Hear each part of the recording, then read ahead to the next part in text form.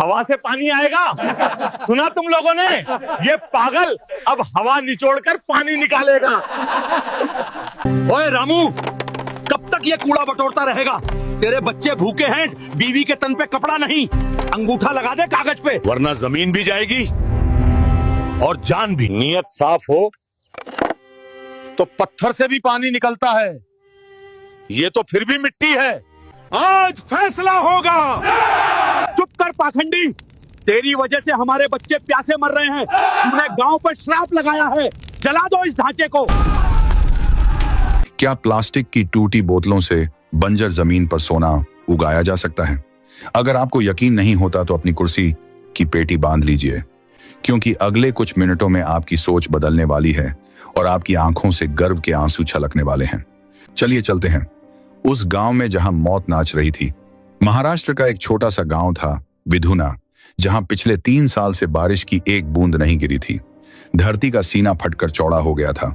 जहां कभी हरी भरी फसल लहलहाती थी, वहां अब सिर्फ धूल के बवंडर उड़ते थे। कुएं सूख चुके थे, तालाबों में सिर्फ कीचड़ और मरी हुई मछलियां बची थीं। गांव के आधे लोग शहर जा चुके थे और जो बचे थे वो या तो बूढ़े थे या वो जिनके पास जाने के लिए किराया नहीं था। हर दूसरे दिन किसी न किसी पेड़ से लटकी हुई लाश मिलती थी, क्योंकि कर्ज का बोझ प्यास से ज्यादा भारी हो गया था। गांव की हवा में सिर्फ मातम और मायूसी थी। जानवरों की पसलियां बाहर निकल आई थीं और बच्चों के पेट भूख से फूल गए थे। लेकिन इसी मरघट जैसी शांति के बीच एक आदमी था जो हार मानने को तैयार नहीं था। उसका नाम था रामकिशन। रामकिशन की उम्र यही कोई 50 साल रही होगी।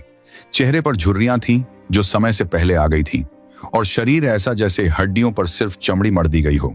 उसके बाल धूप में जलकर तांबे जैसे रंग के हो गए थे और दाढ़ी बढ़ी हुई थी। गांव वाले उसे पागल कहते थे, क्योंकि जब बाकी किसान सरकार को कोसते थे या मंदिरों में जाकर सिर फोड़ते थे, रामकिशन गांव के कूड़ेदानों में मुंह मारता था। वो शहर से आने वाली बसों के पीछे भागता और यात्रियों द्वारा फेंकी गई पानी की खाली प्लास्टिक की बोतलें जमा करता। वो कबाड़ से लोहे के पाइप, पुराने टायर और कांच के टुकड़े बीनता रहता। उसका घर कबाड़खाना बन चुका था।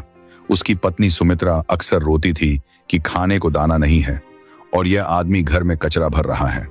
लेकिन रामकिशन की आंखों में एक अजीब सी चमक थी। एक जुनून था जो उसे सोने नहीं देता था। वह अक्सर अपनी सूखी हुई जमीन पर कान लगाकर लेट जाता था, जैसे धरती के दिल की धड़कन सुनने की कोशिश कर रहा हो। गांव का सबसे अमीर आदमी और जमींदार था ठाकुर गजराज सिंह। गजराज सिंह एक क्रूर और लालची इंसान था, जिसकी हवेली में आज भी जनरेटर चलता था और एसी की हवा आती थी। उसके पास पानी का अपना टैंकर आता था, जबकि गांव वाले एक एक घूंट के लिए तरसते थे। गजराज चाहता था कि गांव के सारे किसान अपनी जमीनें उसे कौड़ियों के भाव बेच दें, ताकि वो वहां एक केमिकल फैक्ट्री लगा सके। वो जानता था कि सूखा जितना लंबा चलेगा, उसका काम उतना आसान होगा। वो गांव वालों को भड़काता था कि इस जमीन पर अब कभी पानी नहीं आएगा, इसे बेच दो और शहर जाकर मजदूरी करो। आधे से ज्यादा गांव वाले उसकी बातों में आ चुके थे। कईयों ने तो अंगूठा लगा भी दिया था, लेकिन रामकिशन ने अपनी जमीन बेचने से मना कर दिया था। उसकी जमीन उसके पूर्वजों की निशानी थी, उसकी मां थी। उसने कसम खाई थी कि चाहे जान चली जाए, पर वो अपनी मां का सौदा नहीं करेगा। एक शाम जब सूरज ढल रहा था और पूरा आसमान खून जैसा लाल हो गया था, गजराज अपने 4 लठैत गुंडों के साथ रामकिशन के घर पहुंचा। रामकिशन अपने आंगन में बैठा उन प्लास्टिक की बोतलों को काट रहा था और उन्हें एक अजीब से ढांचे में जोड़ रहा था। उसके हाथ जगह जगह से कटे हुए थे और खून बह रहा था, पर उसे कोई होश नहीं था। गजराज ने अपनी मूंछों पर ताव देते हुए कहा, क्यों बे रामू, कब तक यह कबाड़ इकट्ठा करेगा? देख, तेरे बच्चे भूख से बिलबिला रहे हैं। तेरी बीवी के तन पर ढंग की साड़ी नहीं है। मेरी बात मान, अंगूठा लगा कागज पर और पैसे लेकर निकल जा, वरना यह जमीन तो जाएगी ही, साथ में जान भी जाएगी। रामकिशन ने सिर नहीं उठाया। वो अपनी मशीन के एक तार को कस रहा था। उसने धीमे स्वर में कहा, ठाकुर साहब, यह जमीन मेरी माँ है और माँ को बेचा नहीं जाता। और रही बात पानी की, तो वो आएगा, जरूर आएगा। आसमान से नहीं तो हवा से आएगा। मेरे बाप दादा कहते थे कि जब नियत साफ हो तो पत्थर से भी पानी निकलता है। यह तो फिर भी मिट्टी है। गजराज और उसके गुंडे जोर से हंसे। उनकी हंसी सूखे गांव की खामोशी में चुभ रही थी। हवा से पानी आएगा सुना तुम लोगों ने? यह पागल अब हवा निचोड़कर पानी निकालेगा। गजराज ने गुस्से में रामकिशन की बनाई हुई आधी मशीन को लात मारी। लोहे का ढांचा गिर गया और कांच टूट गया। ठीक है बेटा, देखते हैं तेरी हवा कब प्यास बुझाती है। याद रखना, जिस दिन तेरे बच्चे प्यास से मरेंगे उस दिन मेरे पास मत आना भीख मांगने। और सुन ले, परसों शहर से मंत्री जी आ रहे हैं। अगर तब तक तूने जमीन नहीं बेची तो मैं तुझे गांव से ऐसा गायब करूंगा कि तेरी राख भी नहीं मिलेगी। रामकिशन ने टूटी हुई मशीन को उठाया, उसे सीने से लगाया जैसे कोई बाप अपने घायल बच्चे को उठाता है। उसकी पत्नी सुमित्रा दौड़कर आई और रोने लगी। जी क्यों जिद कर रहे हो, बेच देते हैं जमीन, कम से कम बच्चों का पेट तो भरेगा। आप पागल हो गए हो इस कबाड़ से, कुछ नहीं होने वाला। रामकिशन ने सुमित्रा के आंसू पोंछे और उसकी आंखों में झांक कर कहा, पगली दुनिया चमत्कार को नमस्कार करती है पर कोशिश करने वाले को पागल कहती है। बस एक बार मेरा भरोसा कर, अगर यह सफल हो गया तो हमारे गांव की तकदीर बदल जाएगी। मैंने शहर में देखा था, सुमित्रा, जब एसी चलता है तो उसके पीछे से पानी टपकता है, जब फ्रिज से ठंडी बोतल निकालते हैं तो उस पर पानी आ जाता है। हवा में पानी है, बस उसे पकड़ना है। मुझे थोड़ा वक्त दे दे, बस थोड़ा वक्त। उस रात रामकिशन सोया नहीं। उसे विज्ञान की कोई किताबी जानकारी नहीं थी, लेकिन उसने प्रकृति को गौर से देखा था। उसने देखा था कि सर्दियों की सुबह जब बारिश नहीं होती तब भी लोहे के लोटे पर पानी की बूंदें जम जाती हैं, ओस की बूंदें। उसने सोचा कि अगर वो हवा में मौजूद नमी को पकड़ ले तो शायद बूंद बूंद करके इतना पानी जमा हो जाए कि कम से कम फसल जिंदा रह सके। यह एक पागलपन भरा विचार था, लेकिन डूबते को तिनके का सहारा काफी होता है। उसने अपनी पत्नी की पुरानी साड़ियों, कांच के टुकड़ों और प्लास्टिक की बोतलों से एक बड़ा सा ढांचा तैयार किया। उसने जमीन के अंदर गहरे गड्ढे खोदे और उसमें तांबे के पुराने पाइप डाले जो उसने कबाड़ से खरीदे थे। यह देखने में किसी एलियन के जहाज जैसा लगता था। उसने उसे अपने खेत के बीचों बीच खड़ा कर दिया। अगले 2 दिन रामकिशन ने पागलों की तरह काम किया। न उसने खाना खाया, न पानी पिया। उसके होंठ पपड़ी बनकर फट चुके थे, आंखें धंस गई थीं। गांव वाले वहां से गुजरते और उस पर थूकते। कोई कहता कि रामकिशन ने खेत में भूत खड़ा कर दिया है, कोई कहता कि इसने अपनी बुद्धि पूरी तरह खो दी है। बच्चे उसे पत्थर मारते। सुमित्रा भी अब थक चुकी थी। वो घर के कोने में बैठकर बस भगवान से मौत मांग रही थी। दिन बीतते गए, गर्मी और बढ़ गई। पारा 48 डिग्री को पार कर गया। पक्षी उड़ते उड़ते गिर रहे थे, लेकिन रामकिशन रोज सुबह अपने खेत में जाता और उस मशीन के नीचे रखे मटके को देखता। मटका खाली रहता। वो निराश होता, लेकिन हारता नहीं। वो फिर से मशीन में कुछ बदलाव करता। कभी पाइप का कोण बदलता, कभी कांच की जगह बदलता। वो हर रोज फेल हो रहा था, लेकिन हर फेलियर उसे सफलता के करीब ले जा रहा था। वो खुद से बातें करता, अरे ओ बादल, अगर तू नहीं बरसेगा तो क्या हम मर जाएंगे? मैं तुझे धरती पर खींच कर लाऊंगा, देख लेना। उधर गजराज सिंह का धैर्य जवाब दे रहा था। फैक्ट्री के मालिक का दबाव था कि जमीन जल्दी खाली कराओ। कल मंत्री जी आने वाले थे और गजराज चाहता था कि उनके आने से पहले यह जमीन का मसला हल हो जाए। उसने एक बहुत ही घिनौनी चाल चली। उसने गांव के पुजारी को पैसे खिलाकर यह अफवाह फैला दी कि रामकिशन ने खेत में जो यंत्र लगाया है वो कोई मशीन नहीं बल्कि एक तांत्रिक टोटका है। वो काली शक्तियों को बुला रहा है, जिसकी वजह से इंद्र देवता नाराज हो गए हैं और इसी वजह से बारिश नहीं हो रही है। जब तक वो मशीन और बारिश नहीं हो रही है, रामकिशन गांव में है, तब तक बारिश की एक बूंद नहीं गिरेगी। अंधविश्वास की पट्टी आंखों पर बंधे भूखे प्यासे गांव वाले भड़क गए। भूख इंसान को जानवर बना देती है और अंधविश्वास उसे शैतान बना देता है। अमावस्या की काली रात थी। हवाएं भी डरावनी आवाज कर रही थीं। रामकिशन अपने खेत में अपनी मशीन के पास बैठा था। वो बहुत थक चुका था। उसने मशीन पर हाथ फेरा और बोला, बस आज की रात है मेरे दोस्त। अगर कल सुबह तक तूने पानी नहीं दिया तो शायद हम दोनों नहीं बचेंगे। तभी उसे दूर से शोर सुनाई दिया। उसने देखा कि गांव की तरफ से सैकड़ों मशालें उसकी तरफ आ रही हैं। लोग चिल्ला रहे थे, मारो पाखंडी को, जला दो। सब कुछ, पूरा गांव गजराज के साथ था। उनके हाथों में लाठियां, पत्थर और जलती हुई मशालें थीं। रामकिशन खड़ा हो गया। उसके पैर कांप रहे थे, लेकिन वो भागा नहीं। उसने हाथ जोड़कर कहा, भाइयों, ऐसा मत करो। यह कोई जादू नहीं है, यह विज्ञान है। यह हमारी आखिरी उम्मीद है। इसे मत तोड़ो, यह हमारे बच्चों का भविष्य है। चुप कर पाखंडी, तेरी वजह से हमारे बच्चे प्यासे मर रहे हैं। तूने गांव पर श्राप लगाया है, जला दो इस ढांचे को। भीड़ ने पत्थर बरसाने शुरू कर दिए। एक पत्थर रामकिशन के माथे पर लगा। खून की धार बह निकली। वो अपनी मशीन को बचाने के लिए उससे लिपट गया, जैसे कोई माँ अपने बच्चे को बचाने के लिए आग में कूद जाती है। लेकिन भीड़ में दया नहीं थी। उन्होंने रामकिशन को बालों से पकड़कर खींचा और लाठियों से पीटना शुरू कर दिया। रामकिशन चिल्लाता रहा, अरे मुझे मार लो, पर मशीन को मत तोड़ो, उसमें पानी है, उसमें जीवन है। लेकिन किसी ने नहीं सुनी। एक आदमी ने जलती हुई मशाल उस ढांचे पर फेंक दी। प्लास्टिक की बोतलें और पुरानी साड़ियां धू धू करके जलने लगी। आग की लपटें आसमान छूने लगी। रामकिशन को लोगों ने खींचकर पीटा और दूर फेंक दिया। वो खून से लथपथ जमीन पर पड़ा अपनी मेहनत को जलते हुए देख रहा था। उसकी आंखों के सामने उसका सपना राख हो रहा था। सुमित्रा दौड़कर आई और रामकिशन के ऊपर लेट गई ताकि उसे और मार न पड़े। उसने रोते हुए हाथ जोड़े, छोड़ दो, इसे मर जाएगा ये। गजराज ने हंसते हुए कहा, देख लिया रामू, हवा से पानी तो नहीं निकला, पर आग जरूर निकल गई। अब ये आग तेरे पापों को जलाएगी। कल सुबह मंत्री जी आएंगे तो उन्हें यहां सिर्फ राख मिलेगी, और तू अगर कल सुबह तक गांव में दिखा तो तुझे भी इसी राख में मिला दूंगा। चलो भाइयों, काम हो गया। भीड़ चली गई। गजराज चला गया, पीछे रह गया सिर्फ सन्नाटा और जलती हुई आग की चिटाहट। रामकिशन बुरी तरह घायल था। उसकी पसलियां शायद टूट चुकी थीं। सुमित्रा उसे उठाने की कोशिश कर रही थी, लेकिन रामकिशन की नजरें उस जलते हुए मलबे पर टिकी थीं। उसने सुमित्रा का हाथ हटाया और घिसटता हुआ उस आग के पास जाने लगा। सुमित्रा चिल्लाई, जी क्या कर रहे हो, जल जाओगे। रामकिशन नहीं रुका। वो उस आग के पास जाकर बैठ गया। गर्मी इतनी थी कि उसकी त्वचा झुलस रही थी, लेकिन उसे दर्द महसूस नहीं हो रहा था। वो बस रो रहा था, हे भगवान, मैंने तुझसे पानी मांगा था, तूने आग दे दी। क्या एक गरीब किसान की मेहनत की कोई कीमत नहीं है? क्या हम सिर्फ मरने के लिए पैदा हुए हैं? वो पूरी रात उस आग के पास बैठा रहा। आग धीरे धीरे बुझने लगी, लेकिन पाइप अभी भी गर्म थे और जमीन के नीचे की ठंडक कुछ और ही कहानी लिख रही थी। विज्ञान अपना काम कर रहा था।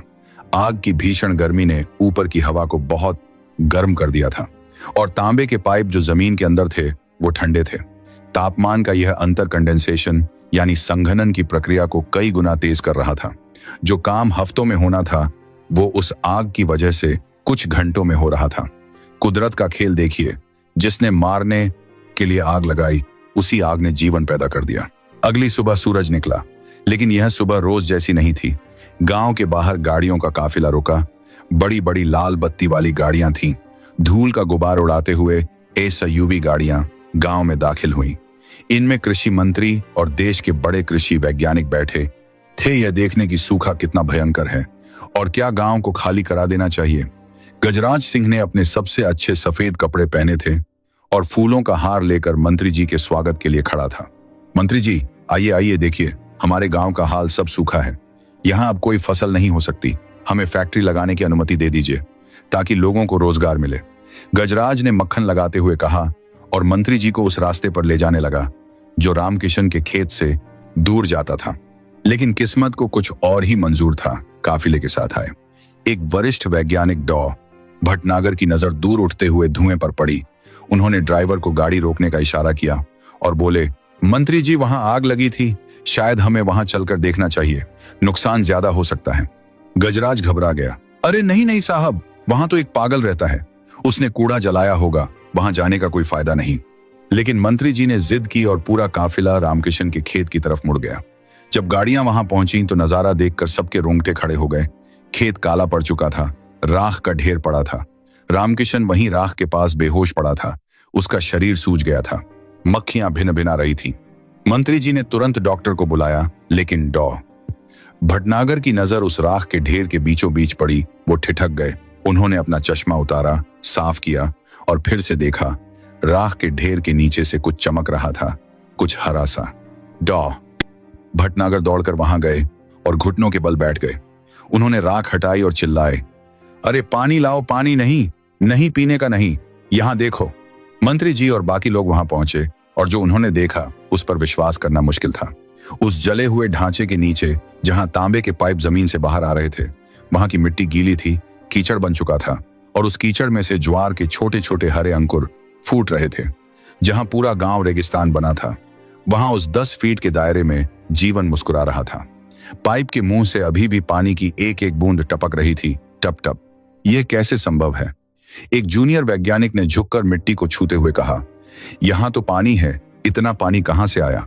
जबकि कल रात यहां आग लगी थी। तभी वहां भीड़ जमा हो गई। रामकिशन, जो अब तक बेहोश पड़ा था, शोर और पानी शब्द सुनकर होश में आया। वो लड़खड़ाता हुआ खड़ा हुआ। उसके कपड़े फटे थे, चेहरा खून और कालिक से सना था। उसे लगा पुलिस उसे पकड़ने आई है। यह पानी मैंने उगाया है साहब, रामकिशन ने कमजोर लेकिन साफ आवाज में कहा। मेरी मशीन मत तोड़ना। तुमने डॉ? भटनागर ने हैरानी से पूछा। तुम कौन हो और यह क्या चीज है? यह कैसे काम करती है? मैं रामकिशन हूं साहब, एक अनपढ़ किसान। गांव वाले मुझे पागल कहते हैं। गजराज ने बीच में बोलने की कोशिश की। साहब ये पागल है, इसने ही कल रात यहाँ टोना टोटका किया था, इसी वजह से आग लगी थी। चलिए यहाँ से। चुप रहो, मंत्री जी ने गजराज को डांटा। हाँ भाई रामकिशन, बताओ ये चमत्कार कैसे हुआ? रामकिशन ने उस जली हुई मशीन की तरफ इशारा किया और उसकी आंखों में एक अजीब सी चमक आ गई। साहब ये टोटका नहीं है। मैंने शहर में देखा था कि ठंडा पानी बोतल के बाहर पसीना लाता है। मैंने सोचा हवा में पानी है, बस उसे निचोड़ना है। मैंने कचरे से यह मशीन बनाई थी। इसमें नीचे तांबे के पाइप थे जो जमीन की ठंडक लेते हैं और ऊपर प्लास्टिक की कीप थी। जब गर्म हवा इस पाइप से गुजरती है तो ठंडक पाकर वो पानी बन जाती है। कल रात इन्होंने मेरा घर जला दिया, मेरी मशीन जला दी, लेकिन शायद आग की गर्मी ने हवा को और गर्म कर दिया और नीचे पाइप ठंडे थे। इसलिए मशीन ने मरने से पहले धरती को इतना पानी दे दिया कि यह बीज फूट पड़े। यह मेरे पूर्वजों का आशीर्वाद है साहब। टाओ भटनागर सन्न रह गए। उन्होंने तुरंत अपने उपकरणों से जांच की और उनकी आंखों में आंसू आ गए। उन्होंने मंत्री जी की तरफ देखा और बोले, सर यह आदमी जीनियस है। हम प्रयोगशालाओं में करोड़ों रुपए खर्च करते हैं और इस आदमी ने कबाड़ से कंडेंसेशन और ड्यू हार्वेस्टिंग का इतना सस्ता और देसी मॉडल बनाया है जिसे हम सोच भी नहीं सकते थे। इसने हवा से सिंचाई करने की तकनीक खोज निकाली है। यह एक क्रांति है। यह सूखाग्रस्त इलाकों के लिए वरदान है। मंत्री जी ने रामकिशन को देखा जो हाथ जोड़े खड़ा था, कांप रहा था। मंत्री जी अपनी जगह से हिले, वो कीचड़ में उतरे और उन्होंने रामकिशन के मैले कुचैले और खून से स्ने हाथों को अपने हाथों में ले लिया। उन्होंने झुककर रामकिशन के पैर छुए। रामकिशन पीछे हट गया। अरे साहब ये क्या कर रहे हैं? मैं तो एक गरीब किसान हूं। नहीं, मंत्री जी ने रुंधे गले से कहा। आप गरीब नहीं हैं रामकिशन जी, आप इस देश के सबसे अमीर आदमी हैं। आपने वो कर दिखाया जो हमारी डिग्री और पैसा नहीं कर पाया। आपने उम्मीद उगाई है। गजराज सिंह का चेहरा पीला पड़ गया था। वो धीरे से खिसकने की कोशिश करने लगा, लेकिन मंत्री जी ने पुलिस को इशारा किया, इंस्पेक्टर इस आदमी को गिरफ्तार करो। इसने न सिर्फ एक वैज्ञानिक पर हमला किया है बल्कि देश की संपत्ति को नुकसान पहुंचाया है। इसकी सारी जमीन जब्त की जाए और गरीबों में बांटी जाए। पुलिस ने गजराज को हथकड़ी पहनाई। गांव वाले जो कल तक रामकिशन को पत्थर मार रहे थे आज शर्म से सिर झुकाए खड़े थे। सुमित्रा दौड़कर आई और अपने पति के चरणों में गिर पड़ी। रामकिशन ने उसे उठाया और दोनों खूब रोए। यह दुख के नहीं जीत के आंसू थे। अगले ही हफ्ते सरकार ने रामकिशन की तकनीक को पूरे राज्य में लागू करने का ऐलान किया। रामकिशन को राष्ट्रपति भवन बुलाया गया जहां उसे पद्मश्री से सम्मानित किया गया। जब वो स्टेज पर चढ़ा तो उसने वही फटी हुई धोती पहनी थी। उसने सूट पहनने से मना कर दिया था। जब राष्ट्रपति जी ने उसे मेडल पहनाया तो पूरा हॉल तालियों से गूंज उठा। रामकिशन ने माइक पर बस इतना कहा, खेत में पसीना बहाने वाला किसान कभी अनपढ़ नहीं होता। उसे कुदरत की भाषा पढ़नी आती है। हम मिट्टी से सोना उगाना जानते हैं। बस आप लोग हमें थोड़ा सम्मान दे दो। हमें भीख नहीं चाहिए। और हाँ, कभी किसी पागल के सपने का मजाक मत उड़ाना, क्योंकि अक्सर पागल ही इतिहास रचते हैं। उस दिन के बाद विधुना गांव की तस्वीर बदल गई। रामकिशन की कचरे वाली मशीन अब हर खेत में लगी थी। वैज्ञानिकों ने उसे थोड़ा और बेहतर बना दिया था। गांव फिर से हरा भरा हो गया था। बंजर जमीन पर सच में सोना उगाया था। रामकिशन आज भी अपने खेत में बैठता है, लेकिन अब लोग उसे पागल नहीं, कृषि वैज्ञानिक रामकिशन कहते हैं। दोस्तों, रामकिशन की कहानी हमें सिखाती है कि साधन कम होने से सफलता नहीं रुकती, बस साधना सच्ची होनी चाहिए। दुनिया आपको पागल कहेगी, आपको जलाएगी, आपको तोड़ेगी, लेकिन अगर आपके इरादे में रामकिशन जैसी जिद है तो एक दिन वही दुनिया आपके लिए तालियां बजाएगी। अगर इस किसान के जज्बे ने आपके दिल को छुआ है तो इस वीडियो को हर उस इंसान तक पहुंचाएं जो अपनी जिंदगी से हार मान रहा है। कमेंट में बताएं कि आप किस शहर से यह कहानी सुन रहे हैं।